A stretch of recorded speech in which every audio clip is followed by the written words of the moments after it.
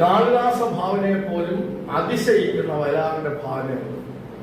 കാളിദാസന്റെ ഭാവനയെ പോലും അതിശയിക്കുന്നു. അപ്പോൾ അദ്ദേഹത്തിന്റെ ശകുന്തള എന്ന ചിത്രത്തിലെ പാട്ടാണ് ഞാൻ സൂചിപ്പിക്കുന്നത്. ശകുന്തള എന്ന് പറയുന്ന ചിത്രത്തില് കന്യക എന്ന് തുടങ്ങുന്ന ഒരു പാട്ടുണ്ട്. ആ പാട്ടില് ചൂടാത്ത നവരത്ന മണി പോലെ, ചുംബനമറിയാത്ത പൂ പോലെ, നുള്ളാത്ത തളർ പോലെ, മീട്ടാത്ത ശ്രുതി പോലെ, നുകരാത്ത മധു പോലെ, നിന്നു നീ നുകരാത്ത മധു പോലെ എന്ന പ്രയോഗം. ഈ പ്രയോഗം അദ്ദേഹത്തിന് കിട്ടിയത് കാളിദാസനിൽ നിന്നാണ്. കാളിദാസന്റെ